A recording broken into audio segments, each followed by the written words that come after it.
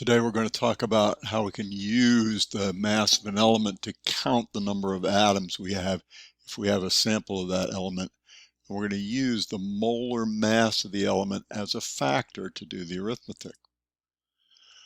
So chemists are always in the position of having to know how many moles of particles are in a sample of an element. And the particles we're going to be dealing with today are atoms, although for some elements those particles are molecules. However, chemists cannot count atoms directly. They're just too small and there are too many of them. There's no time to count them even if they could. So in order to count the atoms, we're going to use the mass of the element. So where are we going to get information about the mass of an element? We get it from the periodic table. For example, the element carbon with the symbol C has the molar mass of 12.0 grams in every 1 mole. Here's carbon on the periodic table. If we look closely at the square for carbon, we find the number that has the decimal point in it. When we round it to the nearest tenth, we can see that the mass of 1 mole of carbon, or the molar mass of the element carbon, is 12.0 grams for every 1 mole. All right, so when we're in the position of having to count atoms, we can use that information from the periodic table as a factor. And we can write the factor in 2 ways. We could say that 1 mole of carbon is equal to 12 grams of carbon, or we could say that if we had 12 grams of carbon, we'd have 1 mole of carbon. Either one can go on the top.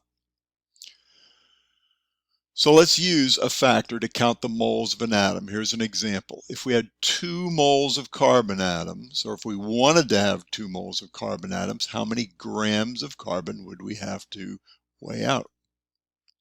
So to find the answer to this question, we can use one of our factors. Which factor are we going to use?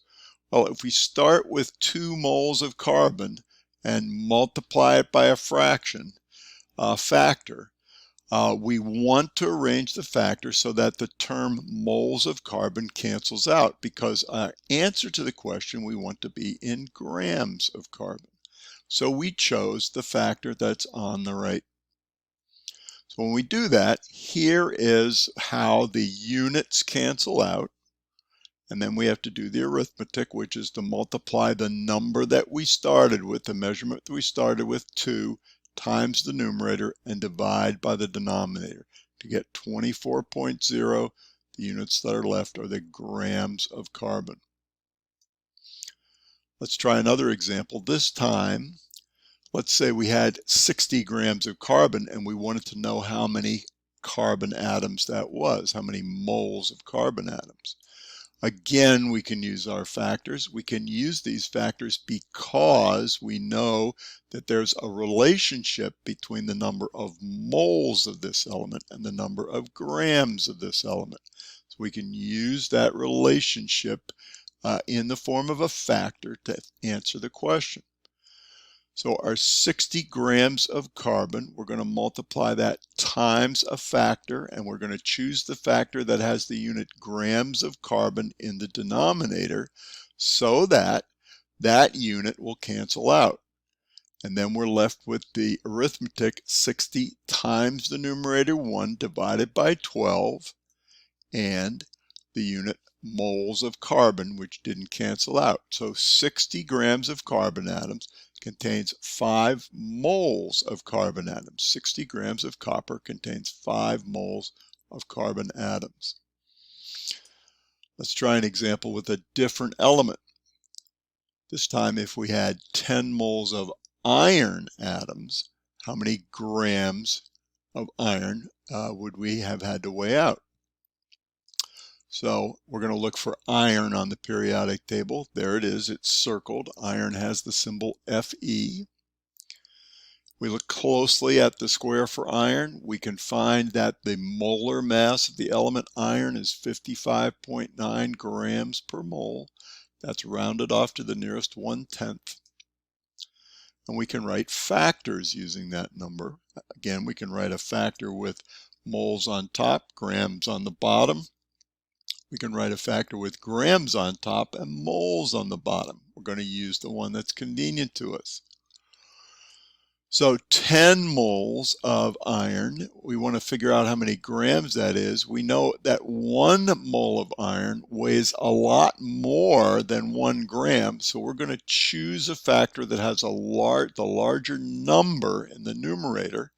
And when we do that, our units, moles of iron, will cancel out.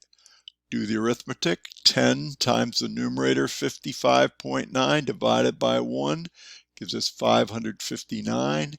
And the unit that did not cancel out is grams of iron. If we wanted to get 10 moles of iron atoms, how many grams of iron would we have to weigh out? 559 grams of iron. One more example. If we had a sample of 167.7 grams of iron, how many moles of iron atoms would be in that sample? Start with our factors. Start with the number that we're told in the problem, 167.7 grams of iron. We're going to choose a factor that has grams of iron in the denominator this time, so that grams of iron will cancel out. We know from our factor that 55.9 grams of iron is a lot less than 55.9 grams of moles of iron. And so we want to choose a fraction with the smaller number on the top to make our answer smaller than 167.7. Let's see what happens. Grams of iron, grams of Fe cancel out.